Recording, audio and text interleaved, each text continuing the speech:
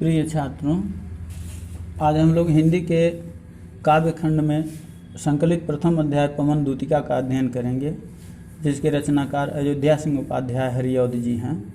इसको अच्छी तरह से समझने के लिए आप अपनी पुस्तक से पवन दूतिका पाठ को खोल करके अपने सामने रखना। इसमें संस्कृत साहित्य के मेघदूत, हंसदूत आदि की प्रणाली पर हरिऔध जी ने भी अपने प्रिय प्रवास में वियोगिनी राधा से पवन को दूती बनाकर कृष्ण के पास संदेश भिजवाया है। कवि द्वारा चित्रित राधा के विरह कातरा रूप से कहीं बढ़कर पर दुख कातरा स्वरूप विशेष द्रष्टव्य है।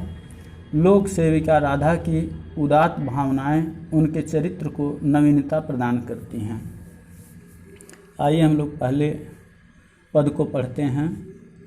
बैठी खिन्ना यक दिवस वे गेह में थी अकेली, आके आंसू दृग युगल में थे धरा को भिगोते। आई धीरे इस सदन में पुष्प सदगंध को ले, प्रातः का वाली सुपवन इसी काल वातायनों से। सुपवन यानी सुगंधित पवन, सुगंधित वायु, वातायनों से यानी खिड़कियों से। संतापों दुखों को, कलुषित माने दूषित। इसका संदर्भ देख लीजिए। प्रस्तुत पद्य पंक्तियाँ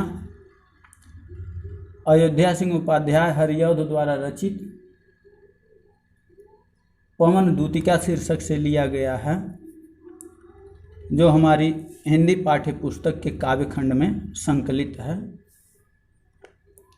एक दिन राधा अपने घर में अकेली बैठी हुई थी। उनकी आँखें आंसुओं से परिपूर्ण थी। तभी प्रातःकालीन पवन उनके दुख को बढ़ाने लगी। तब वे पवन को फटकार लगाती हैं। अब फटकार के माध्यम से क्या कहती हैं? बैठी खिन्ना एक दिवस वे गेह में थी अकेली, आके आंसू दृग युगल में थे धरा को भिगोते।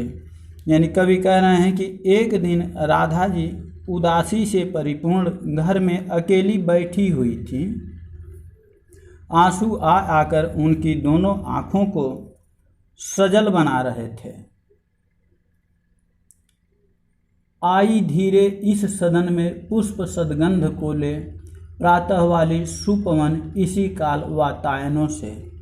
इसी समय प्रातःकालीन सुगंधित वायु रोशनदानों से, खिड़कियों से होकर घर के भीतर आई।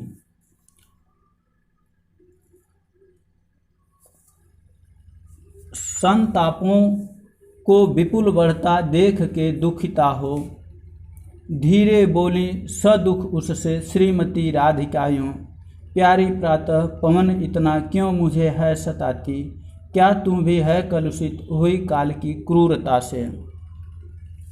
यानी राधिका जी कह रहे हैं कि जब उस पवन के प्रभाव से राधा का दुख बहुत बढ़ गया, तो उन्होंने दुखी होकर धीरे धीरे पवन से कहा।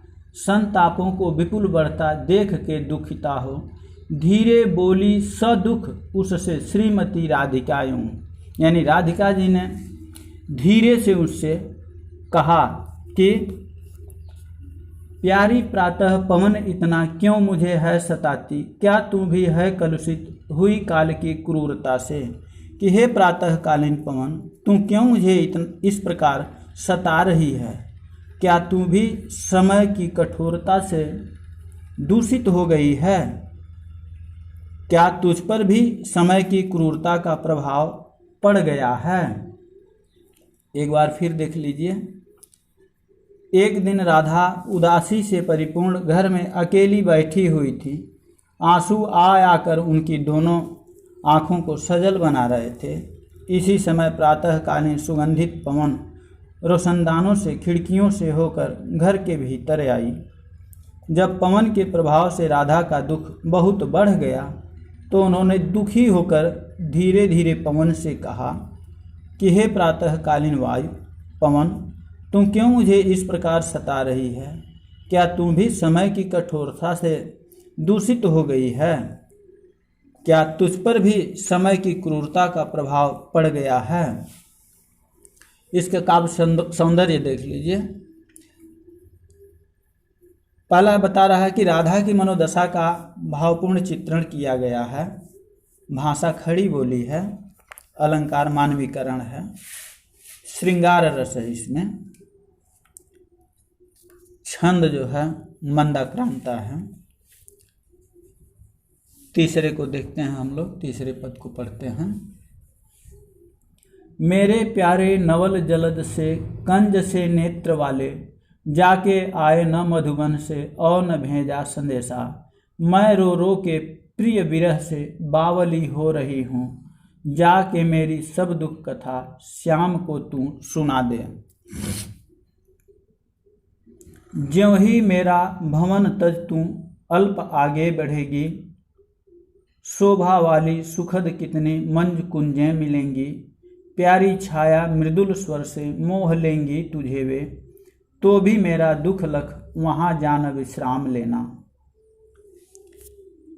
कठिन शब्दों को, जलद माने बादल होता है और बावली माने पागल, अल्प माने थोड़ा। यानी कह रहे हैं कि यहाँ राधा पवन को दूतिका बनाकर उसके द्वारा कृष्ण को संदेश भिजवाती हैं।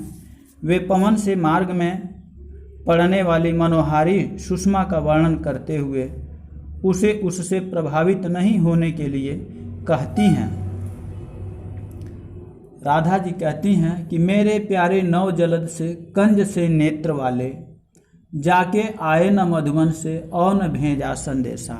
यानी राधिका जी पवन से कहती हैं कि नवीन मेघ जैसी शोभा वाले और कमल जैसे नेत्रों वाले मेरे प्रिय श्री कृष्ण मथुरा जाकर वापस नहीं आए हैं और न ही उन्होंने वहाँ से कोई संदेश ही भेजा है। मैं रो रो के प्रिय विरह से बावली हो रही हूँ, जाके मेरी सब दुख कथा श्याम को तू सुना दे। कह रही है कि उनके विरह में मैं रो रो कर पागल हो रही हूँ, व्यथित हो रही हूँ।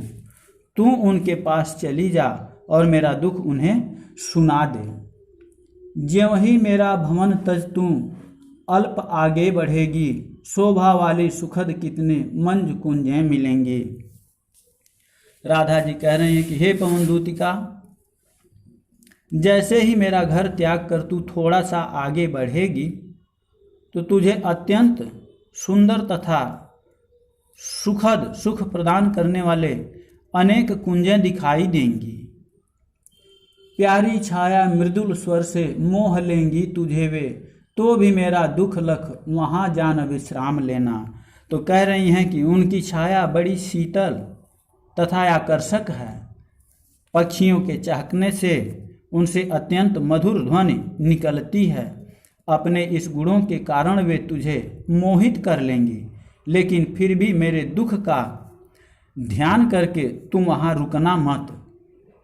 एक बार फिर देखिए, राधा जी पवन से कहती हैं कि हे नवीन मेघ जैसी शोभा वाले और कमल जैसे नेत्रों वाले मेरे प्रिय श्री कृष्ण मथुरा जाकर वापस नहीं आए हैं और न ही उन्होंने वहाँ से कोई संदेश ही भेजा है। उनके विरह में मैं रो रो कर पागल हो रही हूँ। तू उनके पास चली जा और मेरा दुख उन्हें सुना दे। राधिका जी पवन दूतिका से कहती हैं कि जैसे ही मेरा घर त्याग कर तू थोड़ा सा आगे बढ़ेगी, तुझे अत्यंत सुंदर तथा सुख प्रदान करने वाली अनेक कुंजें दिखाई देंगी। उनकी छाया बड़ी शीतल तथा आकर्षक है। पक्षियों के चहकने से उनसे अत्यंत मधुर ध्वनि निकलती है। अपने इस गुणों के कारण वे तुम्हें मोहित कर लेंगी, लेकिन फिर भी तुम मेरे दुख का ध्यान करके वहाँ रुकना मत। यहाँ राधा ने प्रकृति के माध्यम से अपनी पीड़ा को वाणी दी है। भाषा खड़ी बोली है, उपमा अलंकार है, इसमें वियोग श्रृंगार है, रस जो है वियोग श्रृंगार है, और छंद में मंदा क्रांता है। इसके आगे हम लोग पढ़ते हैं। थोड़ा आगे सरस रव का धाम सतपुष्प वाला, अच्छे अच्छे बहुद्रुम लतावान सौंदर्यशाली, प्यारा वृंदा विपिन मन को मुग्धकारी मिलेगा, आना जाना इस विपिन से मोह माना न होना।